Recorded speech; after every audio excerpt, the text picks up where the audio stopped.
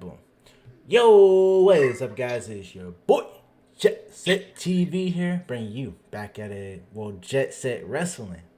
Had to change the name, my fault. We're bringing you with another wrestling topic video. Today, we're talking about the problem with WWE. What are the problems with WWE? I'm with my brother Malik the Elite, and not the government elite. He's not with AEW Elite. I call him Malik the Elite cause it rhymes. He goes by that. um, he I'll let you go first since your three main problems with WWE, and don't be unbiased about it. Like So don't be unbiased about it? yeah, like be like truthful like about your opinions. Okay. Um, let me start with number one. So number one is the lack of care when it comes to booking long-term, compelling stories.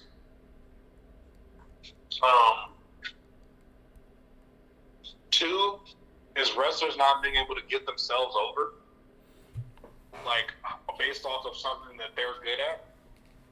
And three, believing that their audience is dumb by doing stuff that doesn't make a lot of sense. At this point, I was going to come up with something else, but that's my third point because I watched the Johnny Gargano podcast the other day whenever he was on the Chris Van Vliet show, and he was talking about how him and Ciampa had a story going into NXT TakeOver. I think it was New York, and it was supposed to be Gargano versus Ciampa for the title as their final match, and then they all got called up to Monday Night Raw to be a part of a tag team in the middle of their story, along with Ricochet and Aleister Black. And you expect the fans to kind of just be like, oh, we'll get over it. But at the same time, like, you have a loyal fan base that wants to be rewarded for watching your product. You're not giving them that reward by just changing stuff. Right, and this is like your first. This is the first one. This is the third one. Third. Okay. So the third one that he mentioned. So treating your audience like it's dumb. And how do you think WWE can fix that? It's kind of a simple answer, but I mean, if I could go a little bit more like in depth with it, I would say the main way they could fix that is just by just being patient with the product and listening to their fans. I think the problem that they have sometimes is that Vince McMahon has a rationale for wanting things to be a certain kind of way without really letting the audience pick for him. Right. Like, if someone's getting themselves over, he doesn't respond to that correctly, I don't think. That's why I feel like that's the fear why people don't switch over to WWE or don't want to go up to the main roster, because they have a specific fan base that likes something, and they're afraid to go to the upper echelon and people don't like them anymore. And main roster production looks different too. Like, I was watching Monday Night Raw from a few years ago, and I forgot their tag team name, but I forgot his name. Mark Andrews and what's that dude's name? Flash Morgan Webster. They were in a tag team match against the War Raiders, and it was a really good match. It was very exciting. But the one thing I noticed is that they were in Mark Andrews' hometown and nobody was reacting to them. So it's like I don't know what it is, but it feels like it's like a disconnect between NXT and the main roster, because they're in Mark Andrews' hometown, and this is a popular NXT UK tag team. They're over at takeovers, but then you bring them to Raw and nobody's reacting to them. Right. So it's weird, but WWE their fans need to be like better, I would think, in a sense of like that. Not saying everything could be like Daniel Bryan, where you force WWE into doing something correctly creative, but just react to if you like people so much, instead of going and complaining on Twitter, just go to shows and react to them more. Right, and that's how we got Ricochet pushed. Yeah, like just go to the shows and be like, you woo, like put all that energy into Like getting Yeah, the yeah, person yeah, over. yeah. I be trying. Yeah, I remember I did that one time. It is. That's so hard to do. Literally. Who did I do No, it? Who did I did that for? That was the question. Now I'm trying to think about it. prime example, when I went to SummerSlam last year, and I'll never forget. I went to SummerSlam with my ex-girlfriend, and there was this girl that was behind us, and she was yelling, "Damian Priest!" She was a giant. She had Damian Priest T-shirt, merch, yelling. She was yelling every time. Every time Sheamus got a near fall on Damian Priest, she was screaming, like having an outer body experience, like screaming. And I was like, dang. But the whole thing you can see about this girl the entire time, she wasn't going to go complain on Twitter. She wasn't going to be like, oh my gosh, she did it. She's showing up to the shows to try to get that talent over that she likes. Right. But it's one thing, though. That's the problem with WWE. It's like, no matter how over you get sometimes, they're going to make it the way they want it to be.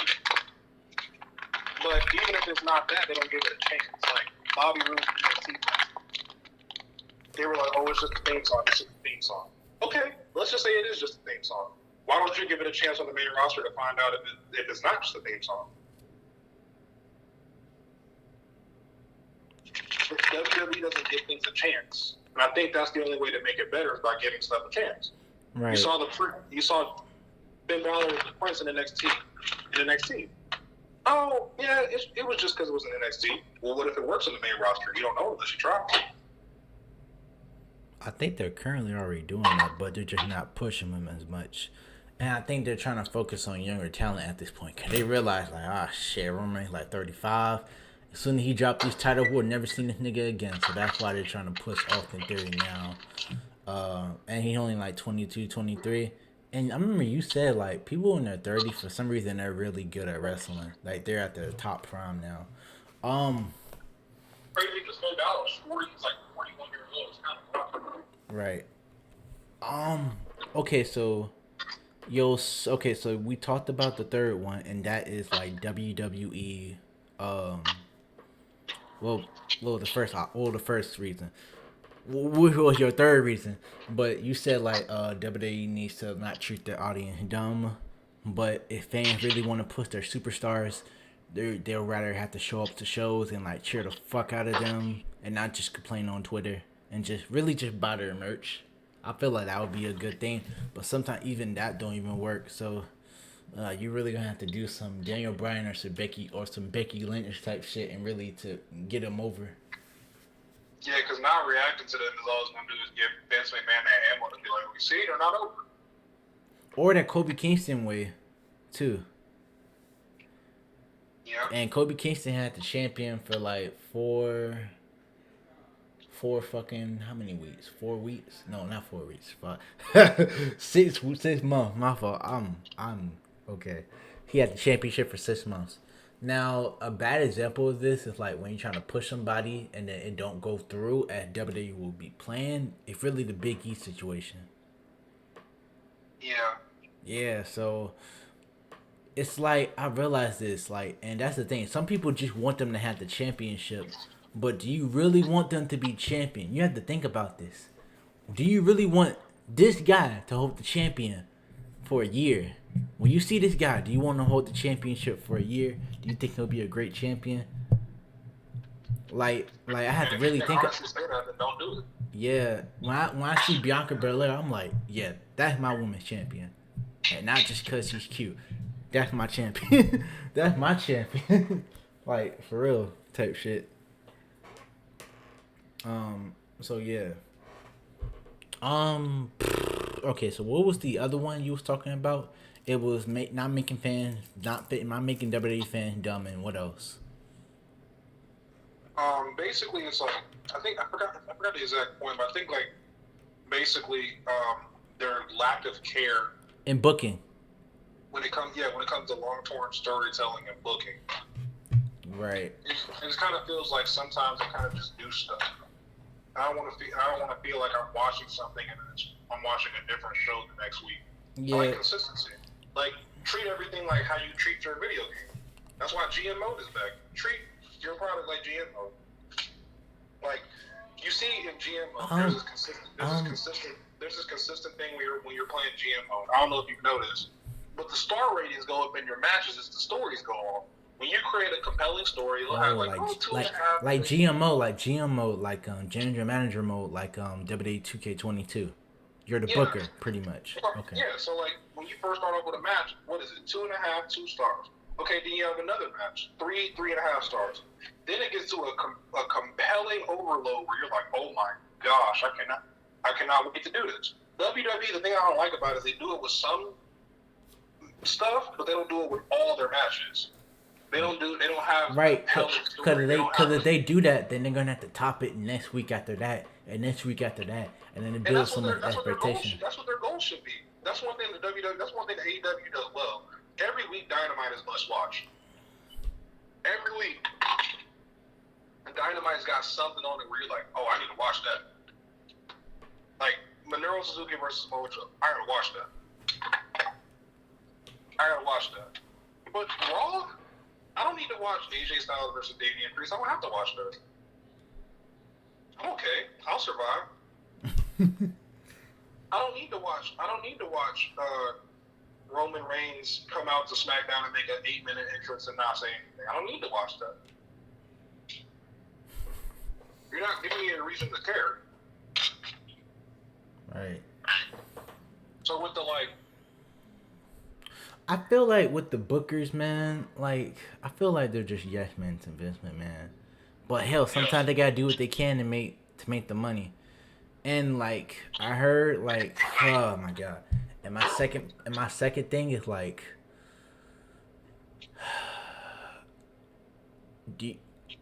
and Malik, when I say this, and for the people that hear me, please don't take this with a grain of salt, but do these creative team hold they see, man? Cause you gotta think about this, right? Back in like the early days, right, when people were and it also depends on the superstar as well.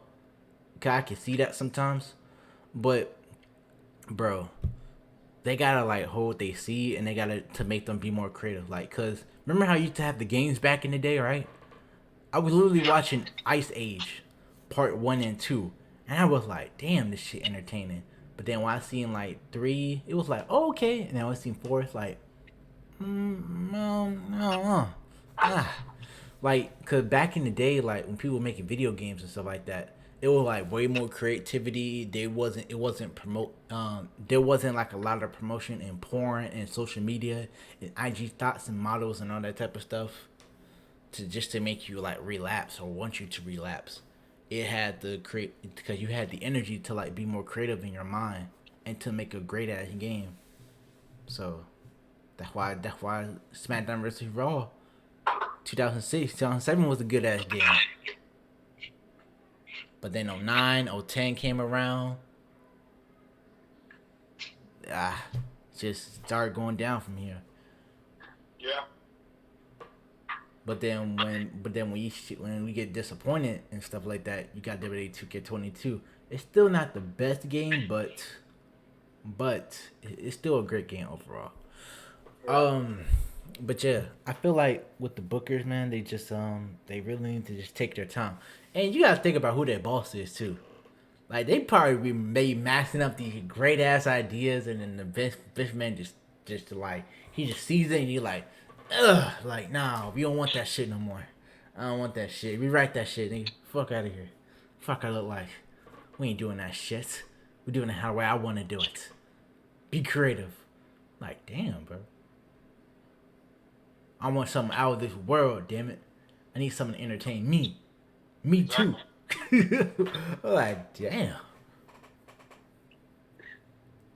Well, then fuck me then. It could be the same thing. Right. It could be the same thing. It could probably be the same thing for Tony Khan at this point. Yeah, could be. You could be you could be what you call. You could be Lee Moriarty. You could be like, hey, bro, I'm trying to get a match on Dynamite. You want a match on Dynamite? Nah, we get you this one on Dark. Man, we trying to hit 1 mil again. We trying to beat WWE. Fuck it. Fuck we look like. That's why I got Samoa Joe versus Hideo Kazuki. Yeah, don't nobody want to watch Lee Moriarty. except for that small, minute fan base. unless you like build them up to like be a great thing. But the next idea is the next thing you was talking about, right? What were you talking about? The last problem. What was I saying? They're all similar. They all kind of coincide into one. I'm gonna have to change my first one. I'm gonna change it to this one. The whole like somewhat of like the whole yes men approach that WWE kind of has. I don't really like that very much. I don't like the lack of care that. No. I had a great one. I gotta remember. I'm gonna use that one. Oh, it's whenever you have wrestlers that come up to the roster and they join the roster, and there are certain wrestlers who are allowed to do cool stuff, and there are other wrestlers who are not allowed to do cool stuff, and I don't like that. Like band moves and stuff like that. No, not even really moves, just their character. Like how Cody introduced himself on Raw. How he came out at WrestleMania, and he got the Kingdom song. He's got that great robe. He's got the weight belt. He's got the same. He's got the same wrestling ability. He's got the promo. He's got everything. He's the same person that he's been. He's the same person he's been for the past 7 years. He's been gone. But then you have other guys who are on Raw and SmackDown who are just like a shell of them former selves, and they can't break out of that creative barrier. But it doesn't make any sense because Cody was allowed to do it. Why can't they do it? Shit. Either they don't want to go against the boss, or they might sit out like Mustafa Ali's gonna be sitting out. No, but I'm saying like when they're on TV and they can't go to their fullest potential. Like Shinsuke Nakamura, that's a perfect example. Where he's in an okay position, I guess, but this is Shinsuke Nakamura. He's not an okay position kind of guy. He was an NXT. He's a former NXT champion, former IWGP Intercontinental and Heavyweight champion. Like he's not just some randy dandy. Right. I guess. But Cody comes in, and he's already positioning himself as a main eventer. He coming in immediately. He beat Seth Rollins clean. He's telling everybody he wants to win a world championship for his family. There'll be full understanding of who Cody is in 2 days. Right. I feel like it all depends on who WWE put their most investments on. You gotta look at Kevin Owens and Seth Rollins. Hell, even Dolph Ziggler a bit.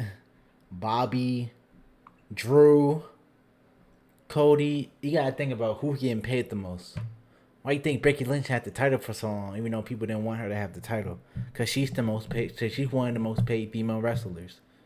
Yeah, it's a priority to her. That's a priority to them. Yeah, so it's more of the investment. So that's why. And what do you think they can do to like try to fix this? Let wrestlers be more creative. Okay, just creative freedom. Yeah, like coordinate stuff with producers and stuff. Okay. Like do little character stuff. Like how Sami Zayn's allowed to go out there and act a nutcase. How Pat McAfee can jump on the table for Shinsuke Nakamura's entrance and dance everywhere. Like, you have wrestlers that do that, but then you have some who are just out there doing nothing. Like Finn Balor. I love Finn Balor, but his current character it doesn't mean anything to me. Right. But then you see like somebody like Butch, he was the bruiserweight, but then this version of him, he's like a lunatic. He almost like Dean Ambrose, but it's like the bruiserweight. It's like this curve. It's like up the ante a bit to his craziness. He like a little temple tantrum. Like damn. It's like I get what you're saying. More creative freedom and creative control. I think because he was Sheamus is that he allowed to do that. You gotta understand who got pulled. Sheamus been in WWE for like damn near almost like 10 years, right? Oh, probably longer than that. Yeah. So whoever you're with, it's like it depends like who got like more pull and stuff like that too. So, but I agree when certain wrestlers they have more leeway, but at the end of the day, it's all about impressing the boss. Yeah. So, yeah, that's what I will say. I agree with most with everything that you say. In terms of like WWE, I would have to say like I guess I mean my only thing really is just the booking. That's it. You just gotta book people better. Y'all been doing that y'all been doing that good surprisingly because the WrestleMania been popping up recently. So like you gotta push certain people to be a better version of themselves. Um I feel like I thought that was for the I thought people who won the Andre the Giant Memorial Battle Royal. I thought the people like who did that shit right. I feel like it's more of an end of the year type of award for people who did the best type of shit ever. That's why Yeah. that's why people like Jimmy Uso don't want the shit. You see what I'm saying? Yeah. It's not to push him. It's to like it's an award to like be like, you know what? You've been good. It's like the breakout. It's like the breakout award type shit. You know what I'm saying? Yeah. It's like an award to say like, bro, you've been doing so much good for us. Here you go. So you don't think Madcap Moss should have won it? He been adjusting a lot. So it depends on how WWE feels about it, to be honest, and how much work they put into it. I'm not saying Madcap Moss didn't win no championships or anything like that, but what he did to like help Baron Corbin's character and with all the little corny jokes or whatever, I have to really think about it. Shit. He came Madcap Moss debuted in October and he done a decent job. I'm not gonna lie. He done a decent job. He took he took the little headset at Saudi Arabia. He did that match with Drew McIntyre at day one. So they just gave him that award. Just say, you know what, you did good so far. We appreciate your work. So here you go. Type shit. Like an employee of the month, employee of the year type shit. But for not everybody, if you really get that shit, if you really like help them out, then like this is for like small people that like help them out a bit. See the potential in them. That's true. So yeah, I had to really think about that. I'm like, damn, bro. So yeah. So anyway, yeah, it's just the booking, in my opinion. And what else? And just the storytelling. That's really all. Just to make the storytelling more better and feel more important. That's all. Which they've been trying to do, but everyone can't fit their schedule. Let me just say that. So yeah. And you gotta understand that certain people will get pushed, and other people won't get pushed. Yeah. And I had to realize that I'm like, damn, Shayna Baszler is not gonna get that same push that NXT did, isn't she? No, of course not. That road's long gone. Yeah, bro. I think the most significant thing that happened with her was being in a tag team with Nia Jax, and having those women's tag team championship for a very long time. So yeah, as soon as I seen her in Natalia aired up, I was like, yep, it's over. yeah. And the only reason why she's still here, you know why she's still there, right? Who? Well, Shayna, because they rely on her as a reliable worker, and two, Ronda Rousey her best friend, so she ain't going nowhere. Well, no, that doesn't mean anything. I think when you say not going anywhere, you're saying that as if like Shayna Baszler isn't a hot commodity. If her contract ends, Shayna Baszler can just go somewhere else. She can go to WoW. She can go to Ring Impact or AEW, just like everybody else. Nah, but here's the thing though. Ronda Rousey is on SmackDown. WWE would want to keep Ronda Rousey for as long as they can. No, I know, but I'm saying Shayna Baszler always has that option to leave because, like, think about it. Just like you said. Yeah. If they give her the option to leave, then she can leave. But if they release her, then that's a different story. No, yeah. But I don't think that's true either because the 4 horsewomen of NXT and the 4 horsewomen of MMA. You got Marina Shafir, Jessamine Duke, Shayna Baszler, and Ronda Rousey. Jessamine Duke and Marina Shafir both got released from WWE. What's stopping Shayna Baszler from being released? They're all equally best friends. I don't think friendship has anything to do with anything. Shayna Baszler she's a better booked character than the other two. That's why she's still there. Marina Shafir and what's her name, Jessamine Duke weren't doing anything, so they got released. Oh yeah, I heard one of them got pregnant too. So yeah, Marina Shafir did. Yeah, that kind of stopped their push. So it's like, I don't think friendship plays a role in anything. Because I think Kevin Owens and Sami Zayn are best friends. I don't think they have any dictating in anybody being in a company or not. Yeah, but I mean, probably Kevin Owens now, but I don't know. Maybe you're right. I hope you're right. Because I think of friendships, I think of like different levels. I look at them as friends, like Shayna Baszler and Ronda Rousey. But I look at them as like friends. Like they're friends. But Xavier Woods, Biggie, and Kofi, those are brothers. Those are like best friends. If one of them dudes left, the other one would be absolutely crushed. They wouldn't know what to do. The whole booking of their team would be different. Just the way Kobe talks, because I'm only saying that because of the way Kobe talks about them. Like that's his bro.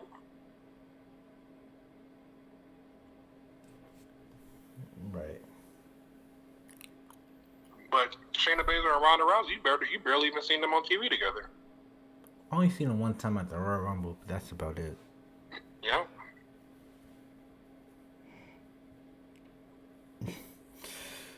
Same with Cesaro and Sheamus. They're supposedly best friends. Look at they're at two different opposite points in the world right now. Right.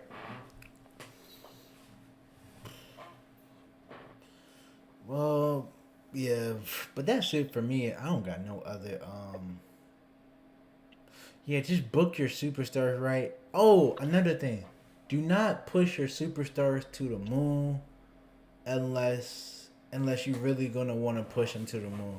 If you don't want to put, I don't want another Austin Theory situation where he got brought up to the main roster, but he got put back down to NXT. Now I understand the situation why he got put down to NXT, but still, I want another situation like that. But his situation is legitimate because he got called out type shit. For the Me Too movement.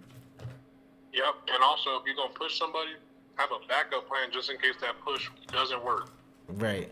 And then you gotta give us the definition of a push. Are you pushing him to be on TV? Are you pushing him to be a title? Or you give him that mega push to like just be dominant? Or you give him that ultra push like Roman Reigns? There's different types of pushes in my opinion. Yeah. And there's and then also a push where the people lose a lot, but then they'll get back up eventually. I call it the John Cena WrestleMania push. Yeah. The John Cena WrestleMania push. Where he was where his wife got where his like he lost to The Rock and then he tried to get his way back up. He just kept on losing. And he eventually got back up, type shit. So yeah, damn. Now I'm speaking about that. Damn, John Cena. I'm so glad he did that little contract with Nikki Bella, cause he could have lost all his money. You know what I'm talking about, right? What? John Cena did a contract with Nikki Bella, and then Nikki Bella didn't like that shit. But then he did it for a reason, cause his former wife took all his money. No, I didn't know that. Yeah, that's why John Cena be doing these contracts now, and especially for a type of girl like Nikki Bella too. So he probably did that with his current wife. But his current wife was like, okay, and then they got married. So there you go. Yeah, cause John Cena, like, he ain't trying to go through another situation like that. Cause he got a legacy behind him. So too. Yeah. So like, yeah, cause you know how much this man is worth? $60 million. Imagine half of that being taken away from you. When a girl only needs like at least $1 million, what you gonna do with $30 million? But you know, with that in mind, I might have to do that one day, so I don't have my money being taken away. That's why I'm afraid of marriage. That's the only reason why.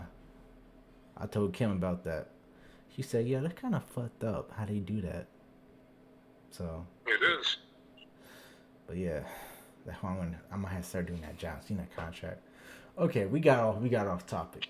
All right, anything else about WWE with their problems or nah? Oh no, I'm good, man. Okay. All right, thank you guys for watching. For Jet Set Wrestling and Malik the Elite. Thank you guys for watching. Leave a comment and tell me guys what you think the problem that WWE needs to fix. Also, we have an hour video on the AEW one because we just kept talking and talking to talk. Sorry, it's that brotherly connection. So yeah, yeah, but yeah. So thank you guys for watching. Leave a like, comment, subscribe. I'll see you guys next time. Peace. Adios, amigo.